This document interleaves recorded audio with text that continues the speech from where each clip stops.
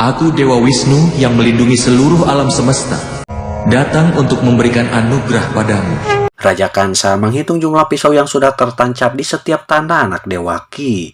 Lalu ia memegang satu tanda yang masih tersisa, namun tiba-tiba dirinya kesetrum. Kansa sangat terkejut. Lalu satu kali lagi dia mencoba memegang, namun lagi dan lagi dirinya kesetrum.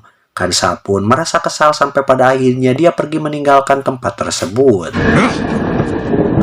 Sementara Dewaki kini sedang berbahagia bersama suaminya karena telah berhasil melahirkan anak ke-8 mereka, yang juga merupakan inkarnasi dari Dewa Wisnu. Tiba-tiba terdengar langkah para prajurit mendekat.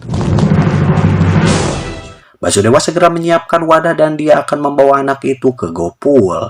Dia akan aman di bawah perlindungan temannya Nanda. Dewaki merasa bingung karena pintu penjara terkunci, sedangkan di luar penjara banyak para prajurit berjaga. Saat itu hujan turun sangat deras. Sungai Yamuna pasti sedang banjir. Dewaki melarang suaminya karena sangat berbahaya. Namun tiba-tiba kunci penjara terlepas dan pintunya terbuka sendiri. Basudewa pun tersenyum, lalu secara ajaib rantai yang mengikatnya pun terputus. Prajurit yang berjaga semuanya pingsan dadakan. Basudewa mengatakan tidak ada yang bisa menghentikan kehendak yang maha kuasa. Siapa yang bisa menghentikan kehendak yang maha kuasa? Dewaki mulai tersenyum sambil menangis dan dia memeluk erat bayinya. Setelah memandanginya, Dewaki pun memasukkan anaknya ke dalam keranjang yang telah suaminya siapkan. Basudewa segera bergegas keluar penjara. Dan secara ajaib, semua pintu yang akan Basudewa lewati tiba-tiba terbuka dengan sendirinya. Basudewa berjalan tanpa mendapat kesulitan karena semua prajurit yang bertugas semuanya tertidur pulas. Setelah Basudewa tiba di luar penjara, tiba-tiba Raja Kansa yang berada di kamarnya pun terjungkal dan langsung tertidur. Basudewa terus berjalan membawa anaknya dalam kondisi hujan deras. Karena cuaca sangat ekstrim, ia pun ancur ke sungai Yamuna untuk menyeberanginya. Semakin ke tengah sungai, tubuh Basudewa semakin terendam air. Namun dirinya tidak berhenti. Yang penting anaknya masih bisa mengapung di atas sungai meski dirinya sudah tenggelam. Basudewa tidak menghiraukan bahaya apapun dan tiba-tiba Krishna kecil ngancromkan kakinya ke sungai. Keajaiban pun mulai terjadi, di mana sungai itu terbelah dan menciptakan sebuah jalan yang bisa dilalui oleh Basudewa. Keajaiban ini sama persis dengan kejadian saat Krishna membelah sungai untuk menyelamatkan Arjuna dan juga Subhadra. Waktu itu mereka dilempar iblis Kalyawan ke sungai. Basudewa sempat terkejut melihat keajaiban ini, namun tidak lama karena dia pun kembali berjalan. Di tengah jalan muncullah sosok ular raksasa berkepala 5. Ular itu mengikuti Basudewa sampai hampir tiba di tepian sungai. Dan setelah tiba di ujung sungai, ular raksasa itu pun kembali masuk ke dalam sungai. Setelah berada di daratan, Basudewa menengok ke belakang dan dia menyaksikan bagaimana air yang tadinya terbelah kini menyatu kembali. Tak banyak pikir lagi, Basudewa pun segera melanjutkan perjalanannya dan disambut temannya yang bernama Nanda. Basudewa memohon pada temannya agar mau melakukan pengorbanan yang sangat besar. Nanda berkata agar Basudewa jangan berkata demikian, karena sesama teman harus rela saling berkorban. Malam itu juga Yasoda, istri dari Nanda, sudah melahirkan anak perempuan, dan dia akan menyerahkan putrinya untuk Basudewa bawa. Sedangkan bayi Basudewa akan dirawat oleh Nanda. Bawalah putriku bersamamu. Basudewa berkata bahwa Kansa pasti akan membunuh putri temannya.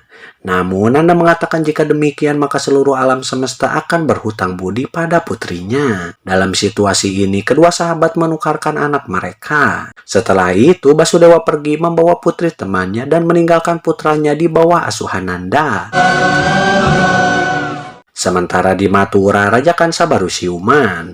Dia pun langsung mendapat kabar dari prajurit bahwa bayi ke-8 Dewaki sudah lahir. Raja Kansa tersenyum kemudian mengambil pisau dan melemparkannya ke arah tanda yang ke-8 dan tepat menancap tanpa hambatan sedikit pun. Kansa pun tersenyum kemudian bergegas untuk menuju ke penjara guna membunuh bayi yang akan membunuhnya nanti.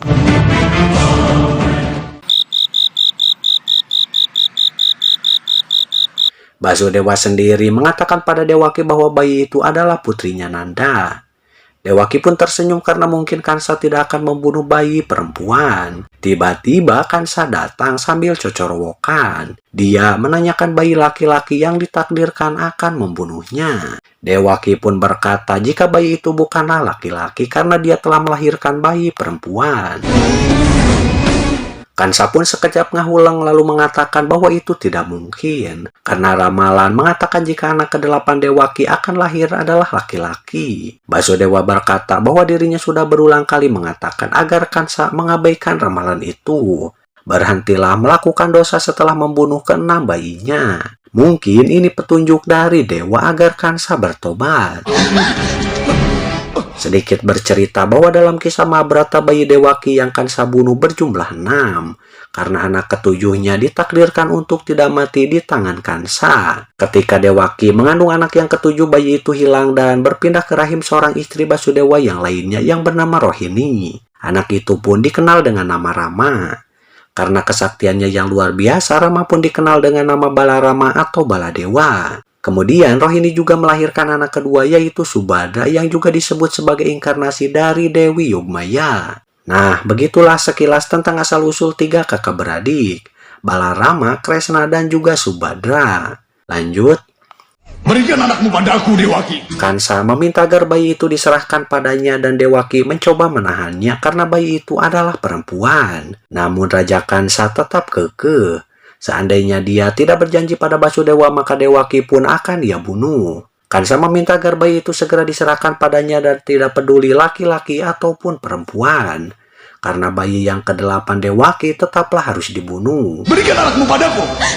Kansa merebut bayi dari pangkuan Dewaki. Basudewa mencoba melarang namun tidak bisa karena dia dihadang oleh para penjaga. Dewaki pun mencoba memohon agar kakaknya mau mengampuni bayi tersebut. Namun Kansa malah terus tertawa. Dia mengatakan jika ramalan itu adalah salah. Kansa melemparkan bayi ke tembok penjara namun tiba-tiba bayi itu berubah menjadi sosok seorang dewi. Perwujudan Dewa Wisnu dalam sosok perempuan yang dikenal juga dengan Dewi Yogmaya. Musuh dari bangsa Yadawa Kansa. Dewi Yogmaya itu berkata bahwa Kansa melakukan kejahatan yang sangat besar. Dia merupakan musuh dari bangsa Yadawa. Kansa pasti akan mati sesuai ramalan. Bayi yang akan membunuh Kansa telah dilahirkan dan kini sudah berada di tempat yang aman. Jika waktunya sudah tiba, maka anak itu akan muncul untuk membunuh Kansa. Mendengar kata-kata Dewi, Kansa pun tidak bicara sedikit pun. Dia hanya colok karena usahanya untuk menghindari kematian telah gagal total. Semua orang yang mendengar kisah tersebut mulai terdiam. Tidak ada yang bicara sepatah kata pun, lalu Abimanyu menanyakan apakah Yogmaya menyatu dengan Dewa Wisnu. Krishna berkata tidak. Untuk menetapkan kesejatian dari Dewa Wisnu, maka Yogmaya terus mewujudkan dirinya. Kadang dalam bentuk kekuasaan, pengabdian, kadang juga sebagai sebuah pribadi. Bagaimana kau bisa membuat keajaiban ini terjadi setelah kau dilahirkan, Paman? Basudewa Krishna mengatakan bahwa keajaiban itu bukan diciptakan olehnya. Karena sebagai orang yang dilahirkan dari rahim manusia, dia pun terikat dengan sebuah aturan dunia panah. Kelahiran, usia, tua, penyakit, dan juga kematian tidak akan pernah bisa dia lepaskan. Keajaiban yang terjadi dilakukan oleh dewa. Ketika manusia dengan segenap jiwa dan raga ingin membangun kebenaran, maka dewa akan menunjukkan keajaiban. Dewaki telah melakukan pengorbanan sehingga keajaiban pun terjadi di penjara itu. Ini adalah keseimbangan pencipta. Basudewa Krishna terus memberikan pemahaman yang sekaligus ditujukan pada Pancali. Ketika permainan dadu, para Pandawa banyak mendapatkan ketidakadilan. Tapi mereka tidak punya niat melawan hukum. Namun setelah mendapat banyak intimidasi, Pancali tidak pernah menerima kekalahan itu. Di sanalah dewa menunjukkan keajaibannya. Jika Pancakumara atau Abimanyu ingin mencari bantuan dari para dewa, maka berserahlah. Jauhilah keegoisan dan segala dosa. Belajar tetap tegar dari segala keadaan. Bukankah begitu, temanku?